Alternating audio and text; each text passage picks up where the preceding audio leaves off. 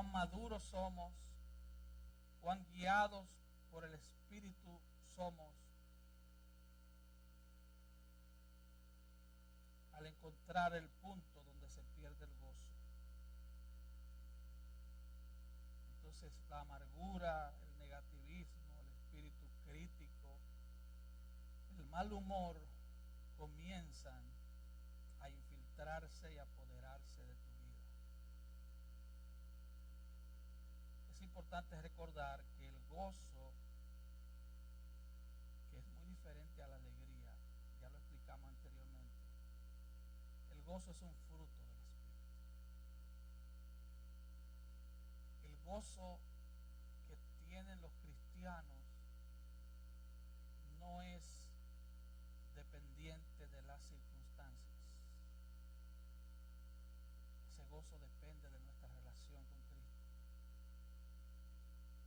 Así que la Biblia nos ordena a gozarnos en todo tiempo, en todas las cosas, en todas las circunstancias.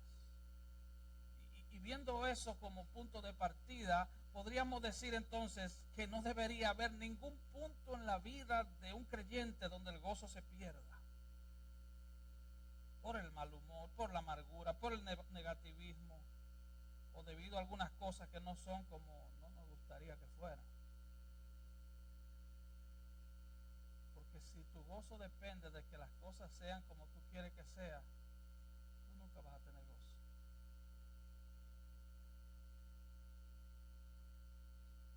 Porque tú no vives en el parque de los Teletubbies. Tú vives en un mundo real, en un mundo caído, en un mundo infectado por el pecado. Solo hay una justificación para perder el gozo, y es el pecado. Es la única justificación. Y entonces cuando caigas en ese punto, deberías clamar como David en el Salmo 51, vuélveme el gozo de la salvación. Vuélveme el gozo de la salvación. Miren este dato, la organización internacional Open Doors dijo que en el 2022 al menos 360 millones de cristianos experimentaron, escuche, altos niveles de persecución y discriminación por causa de su fe. 360 millones, más que los habitantes de esta gran nación.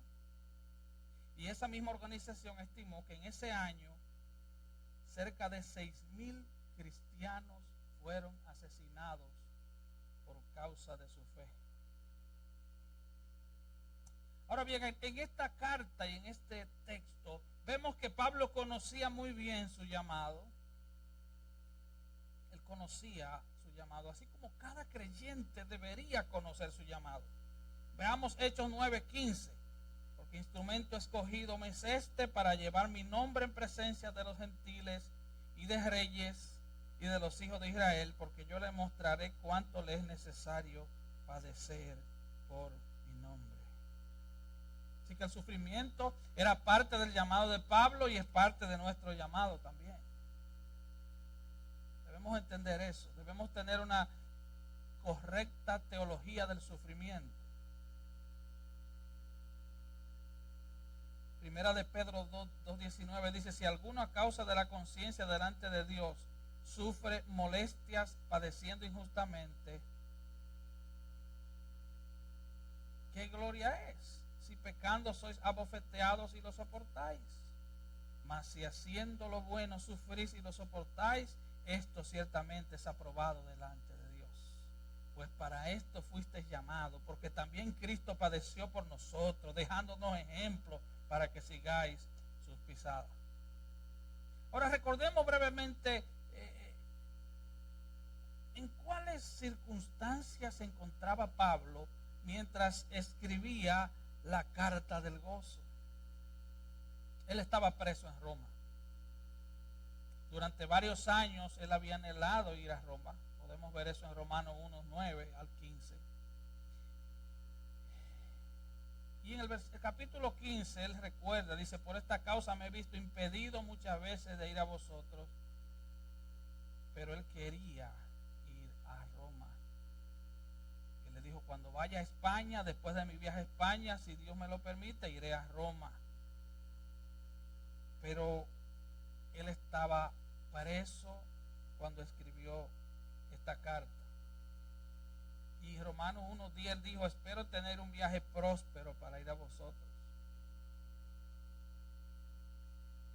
Pero él no tuvo un viaje próspero de la manera en que él lo esperaba. Para hacer la historia corta, él fue en un viaje gratuito, muy bien escoltado. Él viajó junto a 275 personas más, entre marineros, soldados y esclavos. Y el viaje fue pagado por el Imperio Romano. Pero él viajó amarrado. Él viajó en cadenas. Así que él había estado en Jerusalén para ver cómo él llegó a ese punto. Él había estado en Jerusalén, fue al templo, y en el templo llevó a algunos hombres a realizar una ceremonia. Lo intentaron linchar y los soldados romanos del templo lo salvaron para que no lo lincharan. Entonces lo apresan. Él había tenido algunas audiencias con los gobernadores Festo, Félix y también con Herodes. Y ahora Pablo languidecía en una cárcel de Cesarea como prisionero. Pero él apeló al César.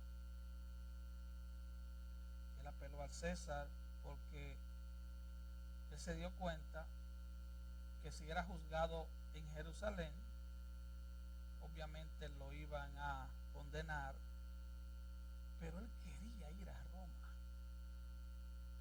Él quería llevar el evangelio a Roma. Y después de durar 2 años en Cesarea, se va a Roma en ese barco. Y si usted busca en Hechos 27, se da cuenta que en medio del viaje en ese barco hubo una tormenta llamada Euroclidón que hizo pedazos la embarcación. Así que él va a Roma, él tuvo una audiencia con el emperador, y la mayoría de los teólogos dicen que él fue libertado después de esos 2 años. Pero ¿cómo estuvo él preso en Roma? Bueno, estas fueron unas circunstancias bien interesantes. Hechos 28:16 dice, cuando llegamos a Roma, el centurión entregó los presos al prefecto militar, pero a Pablo se le permitió vivir aparte con un soldado que lo custodiase. Pablo no fue puesto con los otros presos porque no había ningún cargo contra Pablo. Pablo era un hombre inocente. Pablo simplemente era acusado por los judíos de haber hecho cosas que él no hizo, o sea, de haber hablado en contra de Dios, en contra del templo y un sinnúmero de cosas. Pero él no era un prisionero común. Él tenía un guardia amarrado, encadenado a él, con una cadenita de aproximadamente 18 pulgadas, según vemos en la historia. Alguien dijo, no sabemos si era que Pablo estaba amarrado al soldado o el soldado estaba amarrado a Pablo. Lo cierto es que él estaba amarrado 24 horas. Hechos 28:20 dice, así que por esta causa os he llamado para veros y hablaros, porque por la esperanza de Israel estoy sujeto con esta cadena. Él estaba encadenado 24 horas al día, y según la costumbre romana, cada 6 horas venía un nuevo soldado, se amarraba a él. Cada 6 horas cambiaban de turno. Así que él tendría 4 hombres diferentes encadenados a él durante el periodo de un día, en todo momento. Y le pusieron en una casa privada en la que podía quedarse encadenado a un soldado romano. Y allí por lo menos él tenía la libertad de que la gente pudiera ir y visitarlo. Y él le enseñaba y le predicaba. Hechos 28, 30 y 31 nos dice: y Pablo permaneció 2 años enteros en una casa alquilada y recibía a todos los que a él venían, predicando el reino de Dios y enseñando acerca del Señor Jesucristo abiertamente y sin impedimento. Encadenado a un soldado romano, pero sin obstáculos de predicación. Esa era su condición. Ya aquella maravillosa libertad de la que él gozaba, iba de pueblo en pueblo, de país en país, ya él no la tenía. Él no tenía ni siquiera la soledad que todo hombre o mujer de Dios quiere para hablar con Dios, para derramar su corazón delante de Dios. Él no tenía privacidad para nada de esas cosas que usted sabe que deben ser privadas.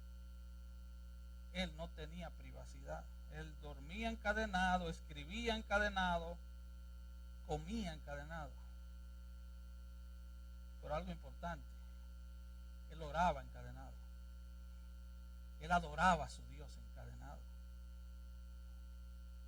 Así que han pasado unos 4 años desde que los filipenses no han oído hablar de él, y es por eso que él le envían a Pablo a un hombre llamado Epafrodito para que le llevara una ofrenda en dinero y para que Epafrodito cuidara de Pablo.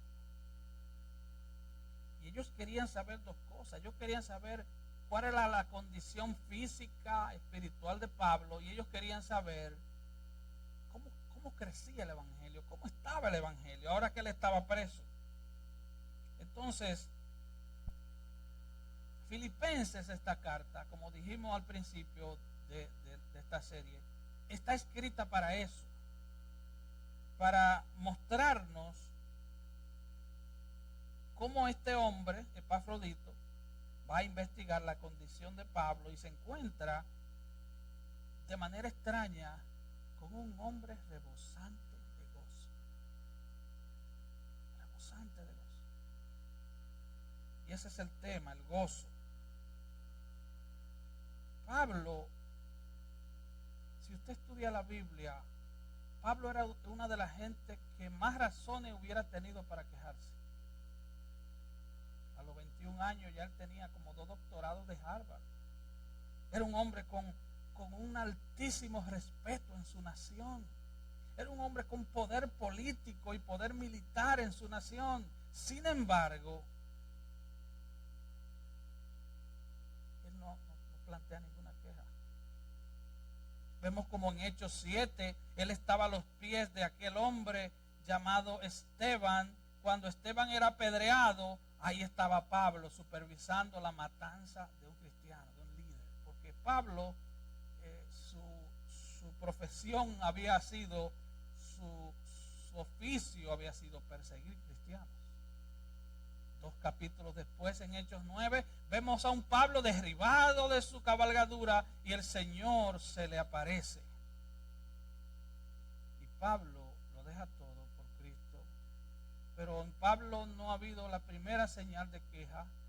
Lo único que tal vez podríamos interpretar como si fuera una queja está en 2 de Timoteo, al final, donde él le dice a Timoteo: cuando vengas, tráeme el abrigo, que está muy frío aquí. Es lo único. Todas sus cartas. Hermanos, la mayoría de los cristianos de esta generación no conocemos lo que es sufrir por causa de Cristo. Cuenta la historia que el concilio de Nicea en el 325 después de Cristo participaron 318 delegados, todos hombres de Dios. Y de esos 318, 306 A algunos le faltaba un ojo, a otro una pierna, a otro un brazo. Todos habían sido torturados por la causa de Cristo. Solo 12 estaban intactos. Pablo experimentaba gozo, porque aunque sus condiciones no eran las que él quisiera, el evangelio seguía adelante. El evangelio seguía adelante. El versículo 18 dice: en esto me gozo y me gozaré aún. O sea, su gozo era un gozo interminable. El versículo 4 dice: mis oraciones están llenas de gozo. Filipenses 2:17: me gozo y me regocijo con todos vosotros. En el 3:1: gozaos en el Señor. A mí no me molesta decirle las mismas cosas. Filipenses 4:4: regocijaos en el Señor siempre. Otra vez os digo, regocijaos. Ahora, ustedes podrían notar que el gozo de Pablo no tenía nada que ver con sus circunstancias. Si su gozo hubiera tenido que ver con las circunstancias, él no tenía ningún motivo para tener gozo. Si su gozo estuviera relacionado con los placeres de esta tierra, él no había tenido ningún gozo. Si su gozo hubiera tenido que ver con las posesiones o con su libertad o con su reputación, él no hubiera tenido ningún gozo. Todo estaba relacionado con el evangelio, todo estaba relacionado con su servicio a Cristo. Él era absolutamente indiferente a todos los demás. Su vida era consumida por su amor a quien lo salvó. A propósito, ¿de qué depende tu gozo? ¿De tus recursos? ¿De tus circunstancias? ¿De tus placeres? ¿De tu reputación? ¿Se te va el gozo porque alguien dijo algo de ti? ¿De qué depende tu gozo? Mientras yo estudiaba esto esta semana, yo fui convicto de pecado, de verdad. Esto me molió el alma. ¿Por qué es que somos tan ñoños, tan hipersensibles, tan ingratos?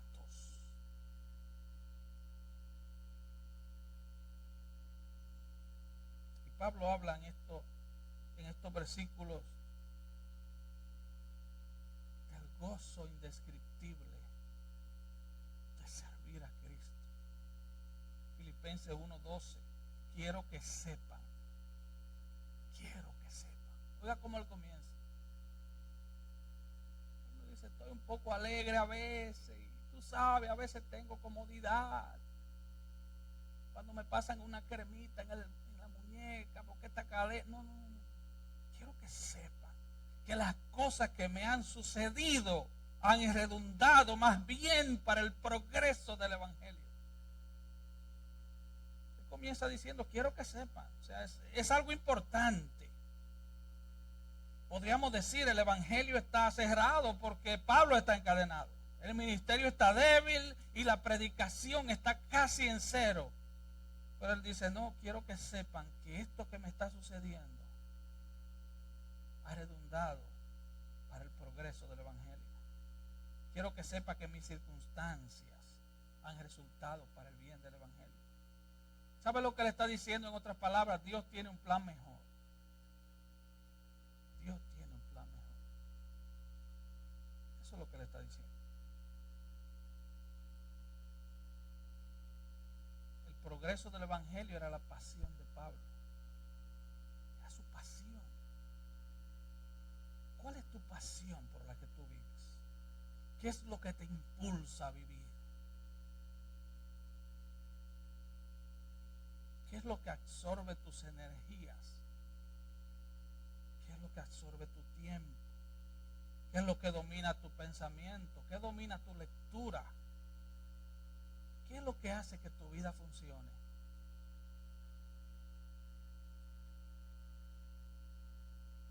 ¿Cuál es la pasión que llevas en el corazón? Estas fueron preguntas que yo tuve que hacerme esta semana y yo te las hago. lo que apasiona tu vida? ¿Es el cheque de la semana? ¿Tú vives como un terráqueo cualquiera, un mundano cualquiera? La pasión de Pablo no era su cuerpo, a él no le importaban las cadenas, no era su carrera, él perdió todo y lo puso por basura por alcanzar a Cristo, por conocer a Cristo. No eran sus circunstancias, lo único que le importaba era el progreso del Evangelio. Hechos 20, 23 a 24. Oiga lo que Pablo dice. El Espíritu Santo por todas las ciudades me da testimonio diciendo que me esperan prisiones y tribulaciones. ¡Wow! ¿Y sabe lo que él contestó después? Él mismo se contestó: pero de ninguna cosa hago caso ni estimo preciosa mi vida para mí mismo, con tal que acabe mi carrera con gozo y el ministerio que recibí del Señor Jesús para dar testimonio del Evangelio de la gracia de Dios. El Espíritu Santo me da testimonio por todas partes que me esperan prisiones y tribulaciones. Voy a dejar el ministerio, me voy a dedicar, voy a poner una oficina de abogados y me voy a dedicar a hacer dinero, porque lo que me esperan son prisiones y tribulaciones. Tú estás loco. Yo no me voy a exponer así. No, de ninguna cosa hago caso. ¿De qué tú haces caso? Hay gente que hasta porque no lo saludaron el domingo no vuelven a la iglesia. O porque no me cantaron la canción que me gusta, como que la serenata es para ti. No, no es para ti, es para Dios. O porque el predicador predicó muy largo. Pero vas a ver una película de 2 horas, te contaminas tu mente por 2 horas como si nada. Y no vas ni al baño para no perderte un segundo. A propósito, padres, cuidado con las películas de Disney. Eso no estaba en el mensaje, pero por amor a Dios no lleve a sus hijos. Y usted menos vaya a ver eso. Se está metiendo la agenda LGTB por las narices. Le están cambiando el cerebro a tus hijos para que ellos piensen que ahora hay como 1000 géneros diferentes. No, Dios los hizo varón y hembra. Varón y hembra los creó, punto. Cuidado. Así que Romanos 1:1, Pablo dice: fui apartado para predicar el Evangelio. En 1 Corintios 9:16, ay de mí si no anunciare el Evangelio. Ay de mí. Así que este era un hombre motivado, impulsado por el progreso del Evangelio. Él vivía eso. Si el Evangelio progresaba, nada más le importaba. Yo le pregunto, ¿está usted evangelizando a alguien? ¿Le está usted compartiendo la buena nueva de salvación a alguien? ¿Está usted comprometido con que las tinieblas se esparzan y el reino de Cristo crezca? Eso te impulsa, eso empuja tus energías y tu pensamiento. Ahora, la palabra progreso que está en el versículo 12 no es la palabra simplemente de que algo está avanzando. Es la palabra progreso a pesar de los obstáculos. Es como la idea de que yo quiero entrar por un camino, pero hay muchos árboles y obstáculos. Entonces yo le digo al hermano Octavio, traiga la máquina y venga.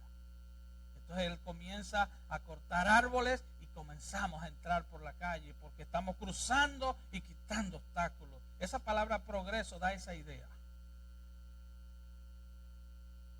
Es avanzar a pesar de la resistencia. Así que es progreso contra resistencia, progreso contra oposición, progreso contra aquellas cosas que obstaculizan el avance. Él está diciendo, el Evangelio está avanzando a pesar de mis prisiones, a pesar de mis cadenas.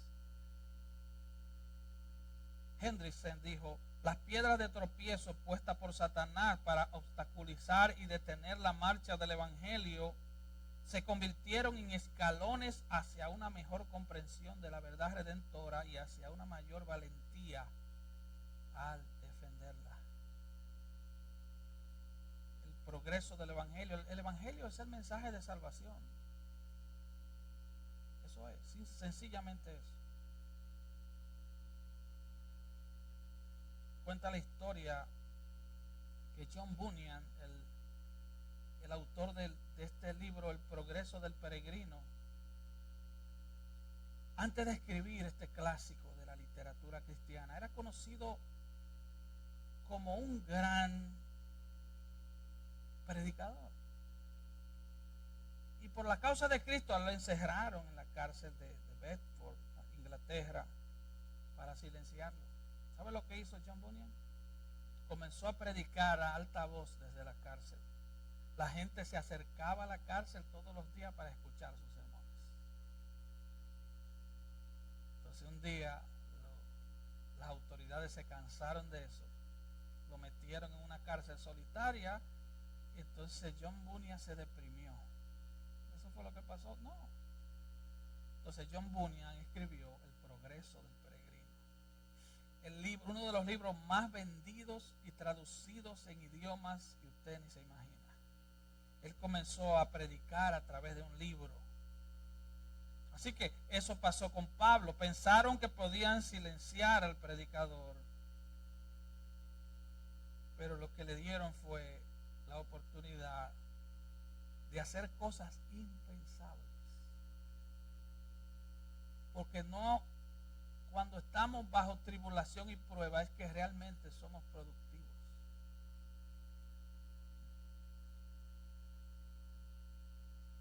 Y después que lo metieron ahí, y él escribió el libro, ¿sabe lo que escribió este hombre? Él dijo, me quedaré en esta prisión hasta que el musgo crezca en mis párpados, en lugar de desobedecer a Dios.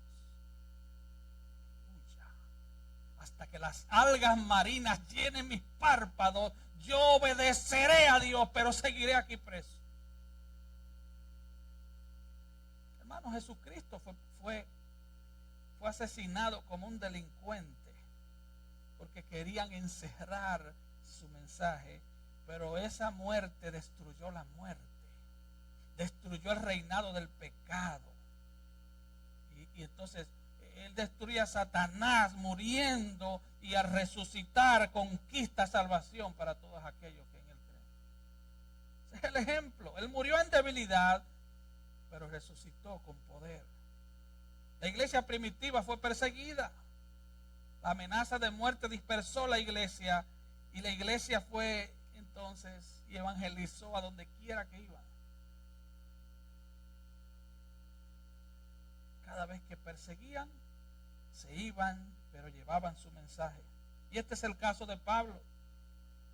Todos los medios para detener el mensaje de Cristo era una oportunidad para Pablo. Y ese es el gozo de Pablo. Así que vamos a ver brevemente estos versículos. Versículo 13, ya el 12 lo vimos. De tal manera que mis prisiones se han hecho patentes en Cristo en todo el pretorio. Ahora mira esto. Él es un preso. Él no estaba en un hotel 5 estrellas. Él estaba en una casa alquilada por el imperio, pero él estaba preso. No olviden eso. 24 horas amarrado con una cadenita corta, 4 hombres diferentes. Pero él dice, mi prisión por la causa de Cristo se ha hecho patente, se ha hecho notoria, se ha hecho famosa. Todo el mundo sabe que no soy un criminal. Todo el mundo sabe que estoy preso por la causa de Cristo. Me imagino llegar a uno de los soldados en uno de sus turnos y decirle, cuéntame, ¿y cuál es tu nombre? Yo soy Pablo. ¿Y por qué estás preso? ¿Mataste a alguien? Dice, no, yo vengo de Jerusalén, pero yo apelé al César. ¿Apelaste al César? ¿Por algún crimen grande cometiste? No. Lo único que yo he dicho es que un judío, que es Dios,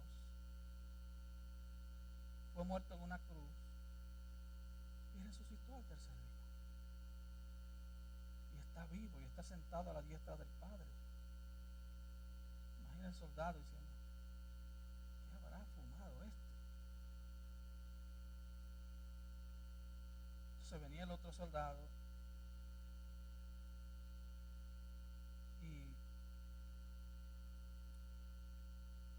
decía, el soldado anterior me dijo que tú tienes una historia que contarme, cuéntame.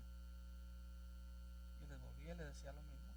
Mi mensaje es que creo en un Cristo resucitado. Y así era día tras día durante 2 años. Era imposible escapar, la privacidad era imposible. Noche y día amarrado a un soldado romano. ¿Y cuál es el resultado de eso? Mi encarcelamiento por causa de Cristo se hizo notorio, se hizo famoso. A lo largo de toda la guardia pretoriana. Y como dije anteriormente, una cosa es que Pablo esté amarrado a un soldado romano, pero en este caso yo personalmente creo que esos soldados estaban amarrados a Pablo. A usted no le ha tocado compañeros de trabajo que tú comienzas a hablarle de Cristo y desde que tú comienzas a hablarle de Cristo ya no quieren ni hablar contigo, andan de lejos. Familiares que no quieren ni hablar contigo, te suben los vídeos y jamás quieren hablar contigo. Eso nos pasa a todos. Ahora, Dios se los encadena a Pablo para que tengan que escuchar de Pablo el mensaje de Cristo.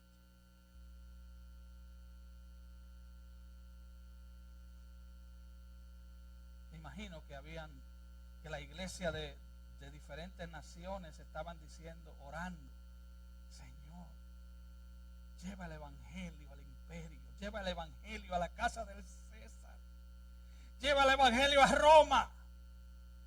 Y ahí está la respuesta a la oración.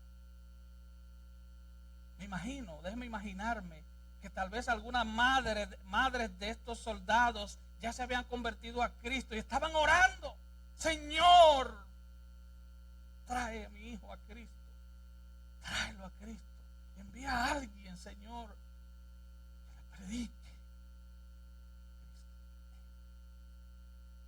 Y ahí estaba la respuesta a la oración.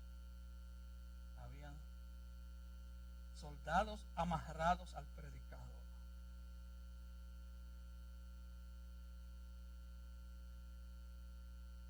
Respuesta a la oración. Esta gente era imposible evangelizarla. Llegar al pretorio, al palacio del César, imposible. Ahora, cuando habla de pretorio, se está refiriendo a la guardia pretoriana. Eran cerca entre 10,000 y 20,000 soldados de élite. No eran unos guarditas, no, eran soldados de élite. Era la gente que de ellos mismos derrocaban los emperadores y ponían de ellos mismos para ser emperadores. Era gente de altísimo nivel que vez tras vez habían sido emperadores. Ahora todo el imperio romano, toda la élite del imperio estaba siendo evangelizada. 4 soldados por día por 2 años. Dios responde las oraciones de manera muy extraña. Yo conozco la historia de un hombre que estaba orando por su esposa. Usted conoce la historia. La esposa estaba renuente a congregarse, a venir a los pies de Cristo. Pero el hombre cayó en una cárcel. Yo conozco otra historia de un hermano amado que había una madre como a 2 horas y media de aquí orando por él. Entonces el hermano tenía un camión grande y no sabía dónde parquearlo. Y la madre me cuenta, orando para que Dios hiciera algo, lo menos que me imaginaba es que iba a conseguir un parqueo, parquear el camión en la iglesia.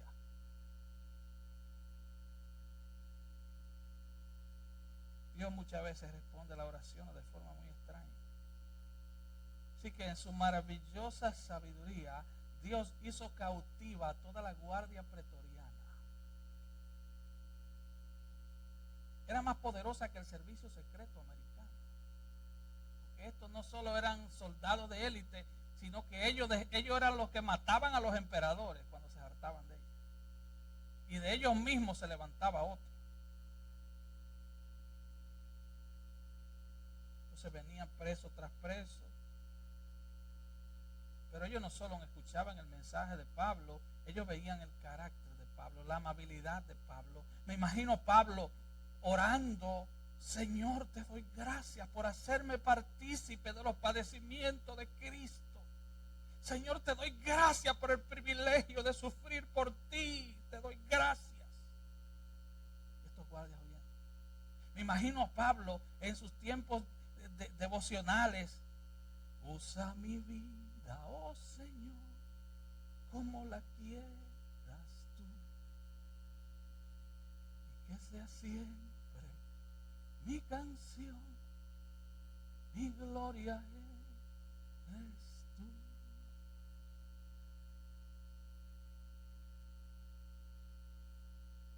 Eso impactó todo el pretorio. ¿Te imaginas a Pablo? Yo no me imagino a Pablo cantando: sufrir me tocó a mí en esta vida. No, esa no era la canción de Pablo. Él estaba invadiendo el imperio, amarrado a un guardia tras otro, tras otro, tras otro. ¿Y cómo sabemos eso? Oh, mira lo que dice Filipenses 4:22. Cuando él se despide, él dice: todos los santos os saludan, y especialmente los de la casa de César. Te mandan saludos los guardias. Los que se convirtieron conmigo, los que Dios me amarró. Aleluya. Entonces él ganó mucha fama. Multitudes venían a él, a esa casa. Oye, Hechos 28:30. Y Pablo permaneció 2 años enteros en una casa alquilada y recibía a todos los que venían a él, predicando el reino de Dios y enseñando acerca del Señor Jesucristo abiertamente y sin impedimento. La gente se estaba convirtiendo, todo el pretorio se estaba convirtiendo. Toda la guardia pretoriana conocía ahora de Cristo. Así que Pablo, quien fue puesto a cargo del prefecto, del jefe de la guardia pretoriana. ¿Te imaginas que a ti te pongan a cargo del jefe del servicio secreto americano?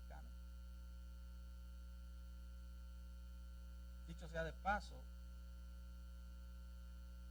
hay un libro que fue el primer libro en inglés que yo leí, que habla, se llama Torturado por Cristo, excelente libro, donde este hombre narra que en su prisión en Rusia, durante lo que llama la cortina de hierro, el jefe del servicio secreto ruso se convirtió a Cristo. Él iba a visitarlo para torturarlo, y quien terminó convertido fue él.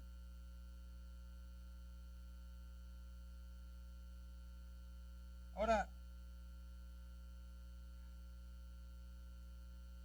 Pablo pasaba horas y horas,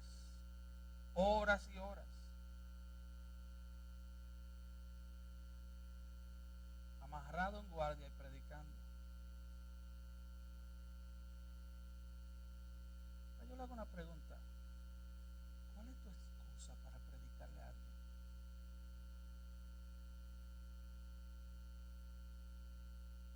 Tú dirás: no, es que yo estoy amarrado al casino. Bueno, Pablo estaba amarrado en guardia. No, es que yo estoy amarrado a una escalera, estoy amarrado a una brocha, estoy amarrado a una bandeja sirviendo. estoy amarrado a un escritorio. ¿A qué estás amarrado?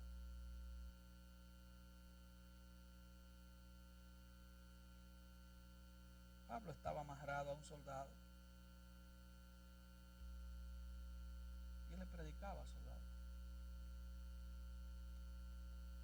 No, es que mi situación es muy difícil.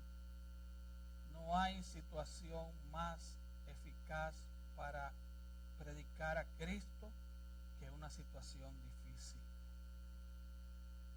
Cuando las situaciones son difíciles, es el mejor momento de mostrar el carácter de Cristo. Cuando todo está bien, cualquiera sonríe. Hasta los enemigos de Dios sonríen. Cuando todo va mal, es el mejor momento para predicar a Cristo.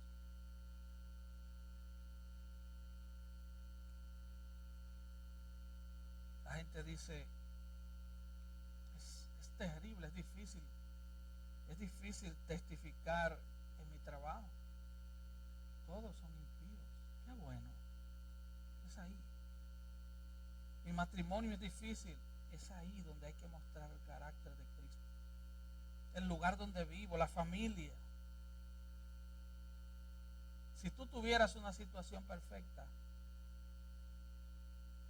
fuera muy difícil predicar a Cristo. ¿Entendió la idea?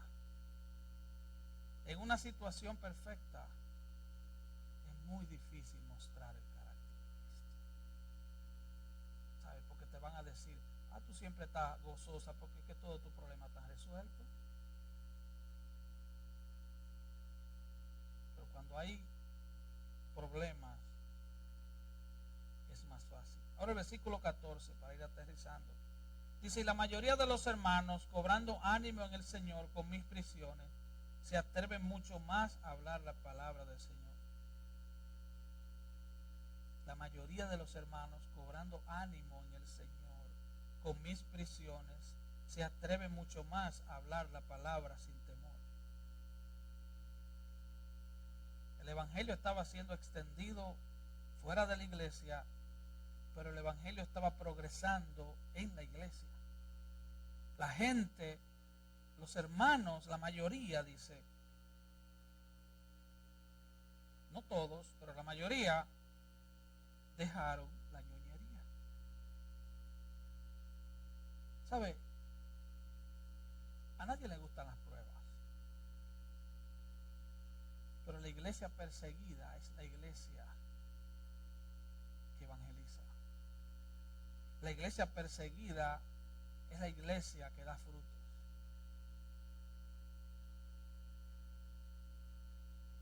Ellos no tenían coraje, ellos estaban asustados. Me imagino ellos decir, yo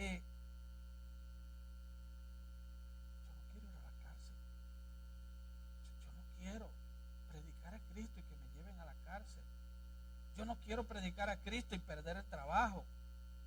Claro, si usted predica en el horario de trabajo y lo votan, ya eso es otra historia, porque a usted no le pagan para que predique, a usted le pagan para que trabaje. Estoy hablando de predicar en su break o antes de comenzar o después que termine. Pero esta gente ahora han agarrado coraje. Ellos han visto el ejemplo de Pablo. Muchos cristianos han creído en un tipo de cristianismo romántico, sin pruebas, sin oposición. Pero Dios purifica a la iglesia a través de la adversidad. Entonces, cuando los hermanos vieron cómo Pablo estaba evangelizando la casa del César, la guardia pretoriana, y toda la ciudad sabía esto, y venía a Pablo y era salva, porque Roma era una ciudad, era pequeña la ciudad. Y ahora los guardias que tenían familias le llevaban el mensaje a sus casas. ¿Se imagina esto? Un guardia del palacio del César le iba a predicar a su esposa y a sus hijos y a su madre, y ahora toda Roma estaba siendo invadida por el Evangelio. Empezaron a ver la eficacia de este hombre, y su valor se renovó y su celo incrementó. Ahora ellos confiaban más en el Señor.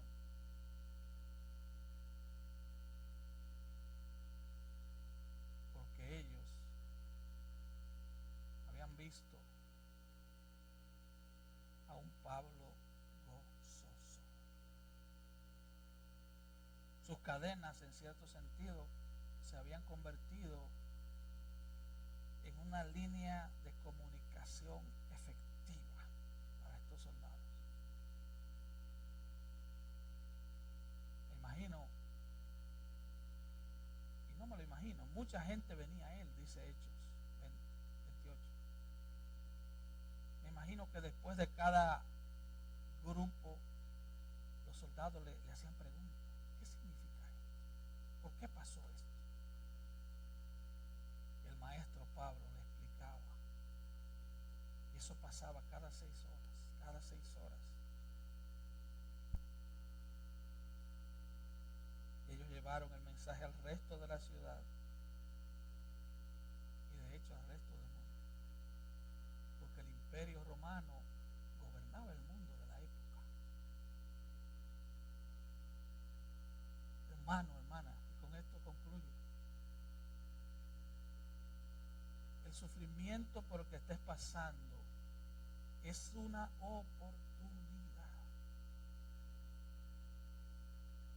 No para llorar y lamentarte, sino para mostrar el carácter de Cristo y poner tu mirada en Cristo y predicar a Cristo y apasionarte por Cristo.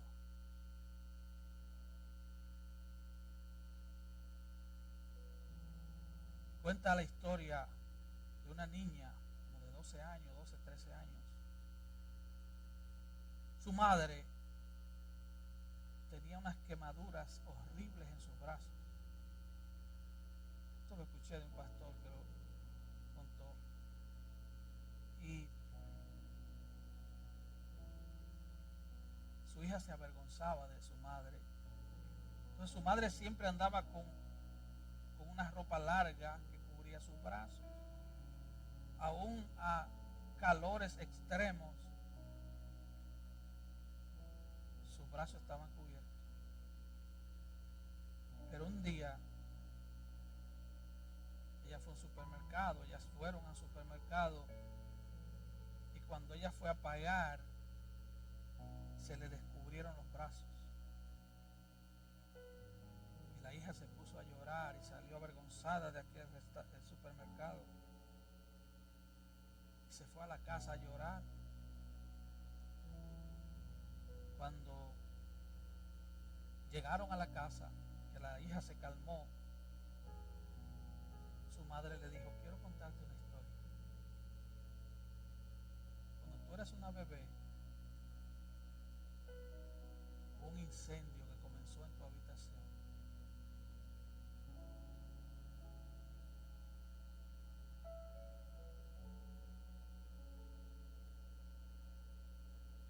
Y yo corrí, te tomé en mis brazos, te libré de aquel fuego.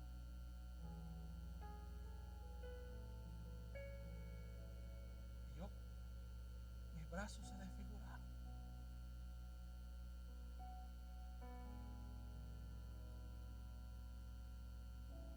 Lamentablemente, muchos de nosotros no entendemos que cuando Cristo fue a esa cruz a morir, Él nos libró de un infierno eterno.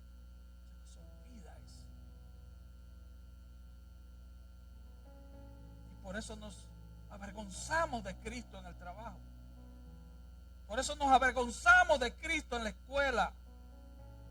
Porque queremos llevar la fiesta en paz.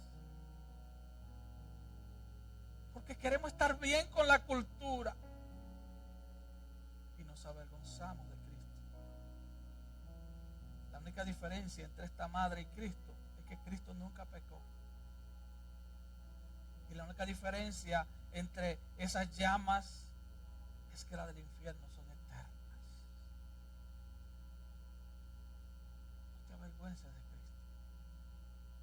A pesar de tus cadenas, las que te atan al trabajo, las que te atan a un matrimonio difícil, las que te atan a la enfermedad, las que te atan a la situación que sea, no te avergüences de Cristo. Él ha prometido que el que se avergüence de Él se avergonzará de ellos delante del Padre y de los santos ángeles. Predica a Cristo con gozo. Si tu gozo lo detiene una enfermedad,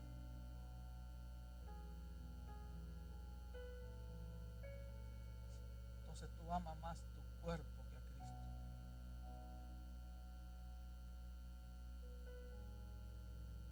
Que nada detenga tu gozo, porque el gozo del Señor es nuestro.